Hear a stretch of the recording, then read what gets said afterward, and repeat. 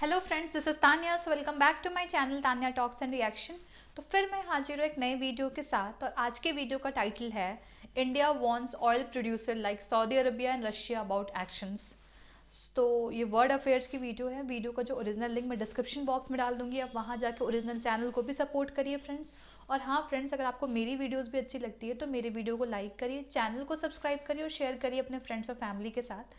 तो फ्रेंड्स, ये जो इंसिडेंट है ना, एक बार और भी हुआ था, लाइक कोरोना के टाइम हुआ था, जब कोरोना या कोरोना से पहले हुआ था कि जितनी भी जो ऑयल प्रोड्यूसिंग कंट्रीज़ हैं, ये क्या करें, उन्होंने ज़बरदस्ती का जो सप्लाई कट कर दिया था कोरोना के टाइम। बेसिकली इनके जो ऑयल के जो भाई डिमांड, फैक्ट्री इंडस्ट्रीज मोस्टली बंद थी, गाड़ियाँ नहीं चल रही थी, तो ओवरऑल जो ऑयल की डिमांड थी वो उस समय कम हो गई थी। तो उस वजह से उसका प्राइस भी कम होने लगा था, तो जो ऑयल प्रोड्यूसिंग कंट्रीज उनको लॉस होने लगा था। तो उन्होंने एक ट्रिक निकाला कि चलो एक काम करते, मतलब एक जैसा होता ना कि हम सप्लाई कट कर देते, आर्टिफिशियल कट ऑफ सप्लाई। ऐसा नहीं कि बैग से ही सप्लाई नहीं, दे आर वो जब चीज़ों को स्टोर कर रहे थे, they are cutting the supply like artificially just to increase the price in the market. So वो क्या होता है, उनका पूरा ग्रुप होता है और ग्रुप में एक कार्टेल बना के करते हैं।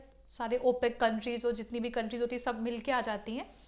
तो इसी पे कंप्लीट वीडियो है। तो इंडिया ने इनको वार्न भी किया है कि whatever actions you are doing, it has a repercussion you have to face in the future. Like no one forgets, because आज हमें जरूरत है, if you are doing this trend, like sometime you also need, because this is a world of globalization, everything is linked with each other.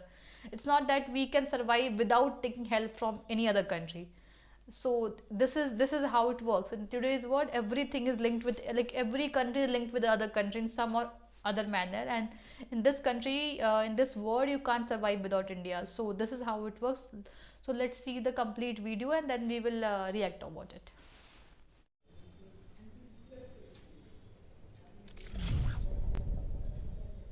नमस्कार and welcome you world affairs. मैं हूं प्रशांत Dhawan. Now recently आपने बहुत से articles देखे होंगे, नहीं देखे तो मैं आपको दिखा देता हूं, जहां पर लिखा है कि भारत ने चेतावनी भेजी है टू ऑयल प्रोड्यूसिंग कंट्रीज। कीमतों को लेकर, तेल के कीमतों को लेकर भारत ने कहा है कि एक्शंस हैव कॉन्सिक्वेंसेज। जो भी आप लोग आज के समय कर रहे हैं, तेल के दाम लगातार अंतर्राष्ट्रीय मार्केट में बढ़ाने के लिए, इसके परिणाम आपको देखने होंगे इन द फ्यूचर। और ये स्टेटमेंट रिसेंटली दी है इंडिया के minister of petroleum and natural gas Hardeep Singh Puri ने। ये गए यूएसए में। यूएसए के मीडिया ने इनको कहा कि आप हमारे साथ इंटरव्यू करिए इस टॉपिक को लेकर कि इंडिया आज भी रशिया से कच्चा तेल परचेज क्यों कर रहा है। जी हाँ, जयशंकर साहब की कई स्टेटमेंट सुनने के बावजूद आज भी आप अगर देखो तो पश्चिमी मीडिया में एक ऑब्सेशन है इस बात को लेकर कि इंडिया रशिया से ऑयल परचेज करना कब बंद करेगा, ताकि यूक्रेन की वॉर में रशिया को एक और बहुत बड़ा झटका लग जाए। और यहाँ पे मैं चाहता हूँ इनके इंटरव्यू की एक छोटी सी क्लिप है, ये आप देखें। यहाँ पर पहले तो इंडिया ने यूएसए के मीडिया को ये कहा कि आपका कोई हक नहीं बनता ये बार बार पूछना कि आप किससे ऑयल परचेज करोगे, किससे ऑयल परचेज नहीं करोगे। यूरोप आज भी इंडिया से कई गुना ज़्यादा तेल परचेज कर रहा है रशिया से। उसके बाद इन्होंने ऑयल प्रोड्यूसिंग कंट्रीज पर भी बात करी। एक बार मैं चाहता हूँ ये क्लिप आप देखें। You know, we have 60 million people going to the petrol There market. is no moral conflict with buying Russian oil. Oh, absolutely none. Absolutely none. There is no moral conflict. I mean, somebody wants to take an ideological position. Well, but we don't buy from X or Y. We buy whatever is available, and I don't do the buying. It's the oil companies who do Let's the be buying. quite clear about this.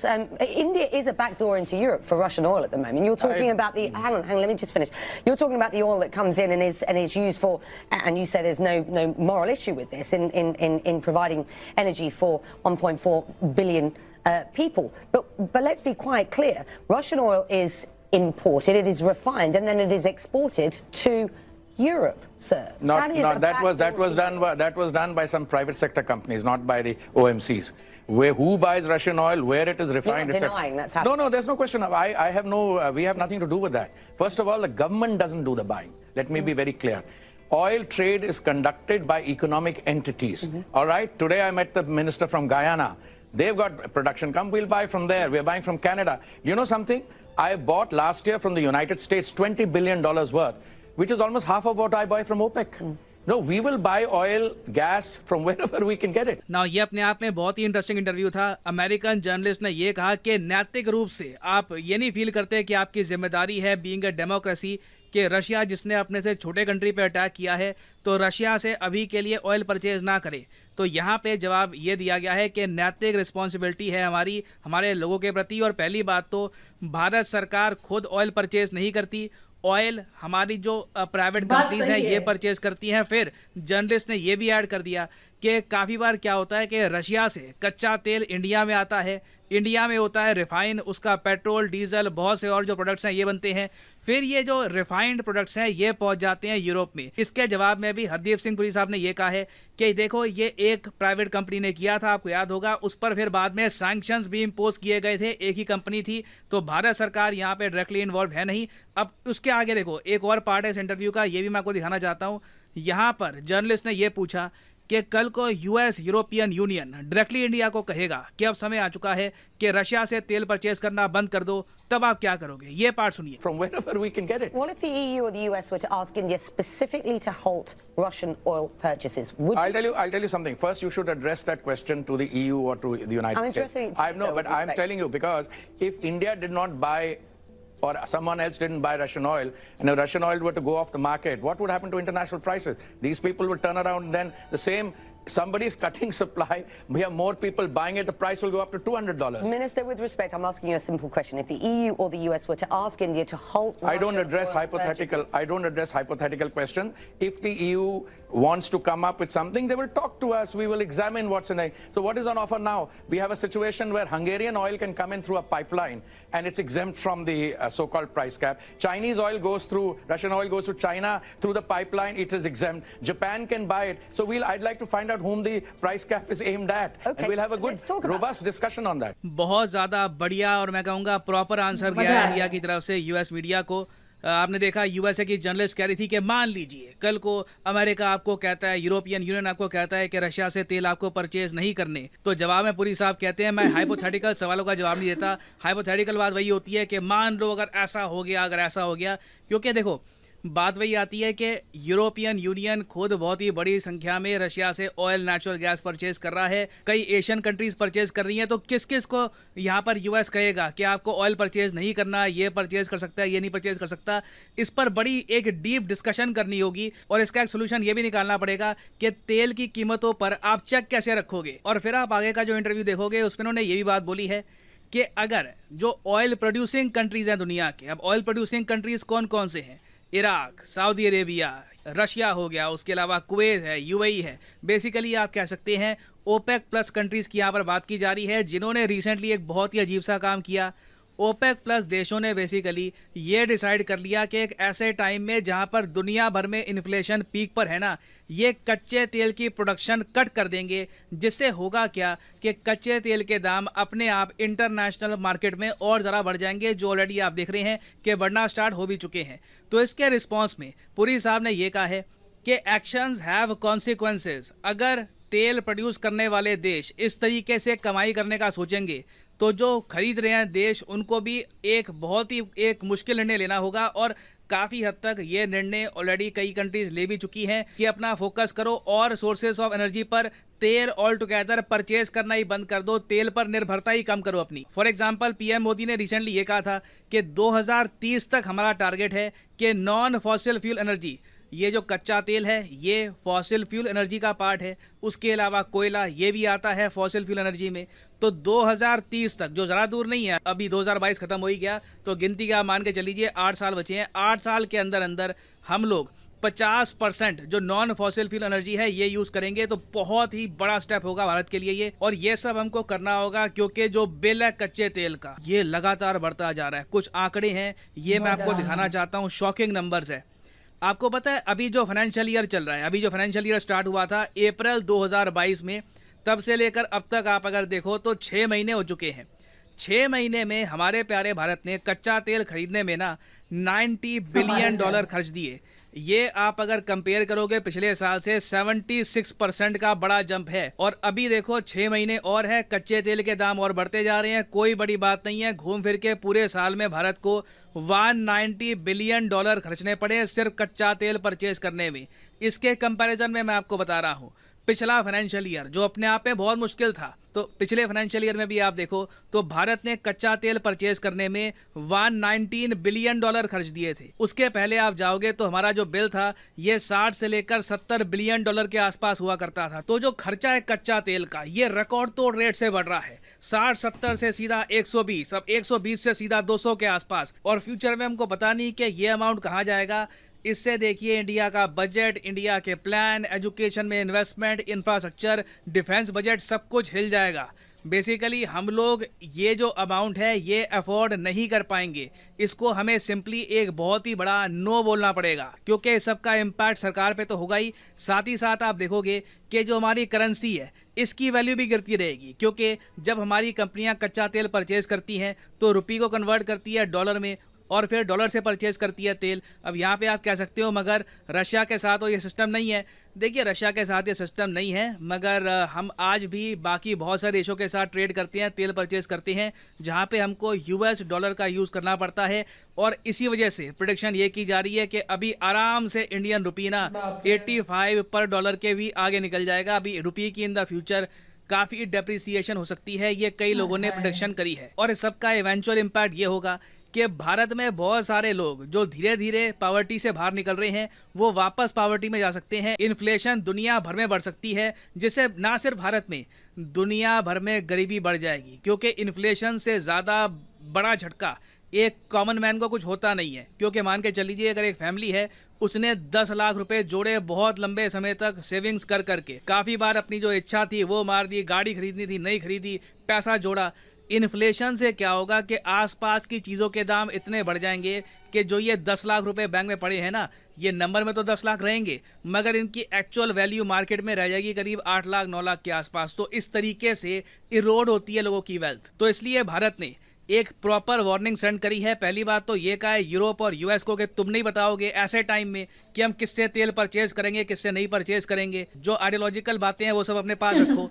दूसरी बात हमने यहाँ पर यह भी कहा है oil producing countries को, चाहे हमारे मित्र मुल्क भी क्यों ना हो, कि आप जो भी कर रहे हैं, जिस तरीके से भी कच्चे तेल के दाम बढ़ा रहे हैं, इसके परिणाम आपको इन द फ्यूचर भुगतने होंगे। Actions will have consequences. और मेरे हिसाब से अब टाइम आ चुका है कि कहीं ना कहीं हमें एक नेशन वाइड मूवमेंट पे काम करना होगा। कंट्री को ना धीरे धीरे एक आप कह लीजिए मोटिवेट करना होगा कि हमें तेल कम इस्तेमाल करना है, इससे ओवरऑल इकोनॉमी को लॉस हो रहा है, देश को लॉस हो रहा है। इसको लिटरली आप कह लीजिए एक पीपल्स मूवमेंट बना के आगे बढ़ना पड़ेगा, तभी इवेंचुअली हमारा देश आप कह लीजिए जो ये एडिक्शन है ना ऑयल से, इससे बाहर आ पाएगा। तो ये वैसे अभी एक न्यूज़ एंड डेवलपमेंट है, इस पे इन द फ्यूचर अभी बहुत कुछ होना बाकी है। जैसे कि अभी यूएस जेन्युइनली एक प्रस्ताव लेके आएगा रशिया पे ऑयल कैप का, वहां पर देखना होगा कि इंडिया क्या रिएक्शन देता है, रशिया का क्या रिएक्शन होगा। तो मैं अपडेटेड वीडियोस इस टॉपिक पर लाता रहूंगा। और फाइनली यहाँ पर मैं ये भी ऐड कर दूं कि आप किसी भी एग्जाम की तैयारी कर रहे हैं, चाहे UPSC, SSC, bank, any examination, comment section में जाइए, यहाँ पे आपको मिलेंगे links. For example let's say आप प्रिपेयर कर रहे हैं फॉर एसएससी एग्जामिनेशन, तो एसएससी के लिंक पर यहाँ पे आपको करना है क्लिक, और यहाँ पे आप परचेज कर पाओगे एसएससी के एग्जाम का कोर्स। सिंपली यहाँ पे आपको क्लिक करना है प्लस पे, और फिर जो ये सारे कोर्सेज आपके सामने आ जाएंगे। जो प्राइसेस यहाँ पर लिखी है ना, ये पे करने की जरूरत नहीं है। फॉर एग्जांपल यहाँ पे लिखा है ना कि 24 महीने का जो कोर्स है ये आपको पड़ेगा 337 रुपीज़ पर मंथ का। ये प्राइस पे मत कर देना, सिंपली यहाँ पे कोड यूज़ करो PD10 और प्राइसेस अपने आप गिरना स्टार्ट हो जाएंगे। You will be able to save a lot of money, so use the promo code PD10 and save money. So इसी नोट के साथ ये है वीडियो का। Thank you for listening and as always god bless you all.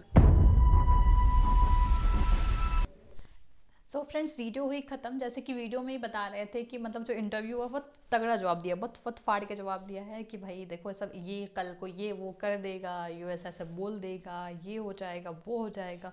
तो इस सारी imaginary situation को हम अभी नहीं सोचेंगे। उन्होंने अब मोरल रिस्पॉन्सिबिलिटी की याद दिलाई। मोरल रिस्पॉन्सिबिलिटी उन्होंने ये कह दिया कि भाई सबसे पहले तो we have a moral responsibility towards our citizens.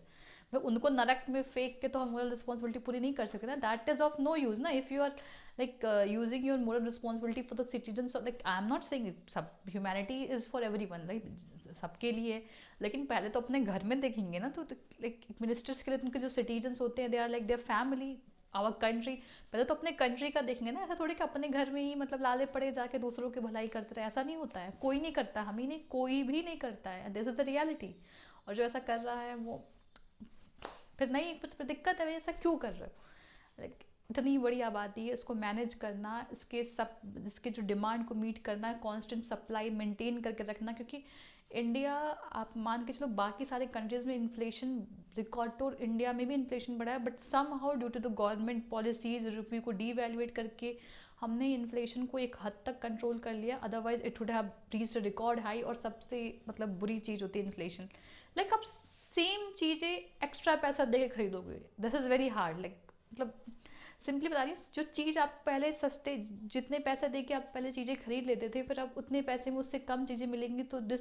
और ऐसा भी नहीं कि बहुत 10-20 सालों के अंदर, इधर कुछ महीनों में तेल के दाम, इवन जो कुकिंग ऑयल वगैरह, उन सब के भी प्राइसेस बहुत रिकॉर्ड हाई चले गए हैं। तो ये सारी चीज़ें भी एक। और दूसरी बात उसमें उन्होंने ये भी सबसे इम्पॉर्टेंट चीज़ कही लास्ट में कि लाइक कि जो भी कंट्रीज मैंने बताया था ना, जो ओपेक कंट्रीज हैं, they do like when ever, I don't know, like when they did in last time at a time of corona, it was a time when the prices of the the oil is decreasing like at a fast pace, because there was no demand, all the factories were closed, vehicles are at hold because people don't want to travel, everyone was confined at their places, people were not traveling, so there was less demand of the oil, and due to the less demand of the oil, the prices were for even, I don't know, like somehow I got to read a news that the per ballot was like it got reduced like eventually very much, that they have no other option rather to just cut down the supply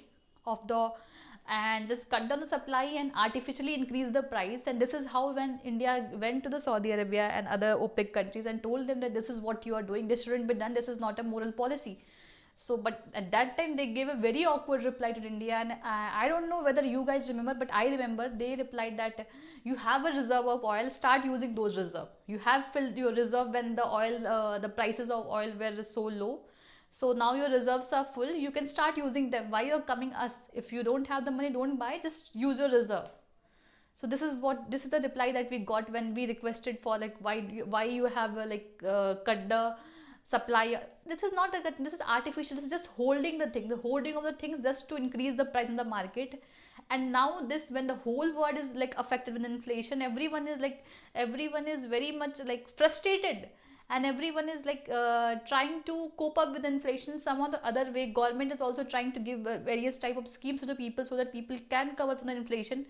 But these countries like are not caring about the other country. They are just in the, like they are saying that everyone needs oil and they can make more and more money in this time. But yeah, India has rightly said that every action has an like reaction or repercussion.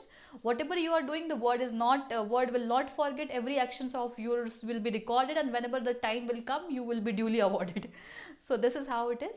So in case if you want me to react on some other videos, you can put give the link in the comment box below. And so this is all for today. See you in the next video. Till then, bye, take care.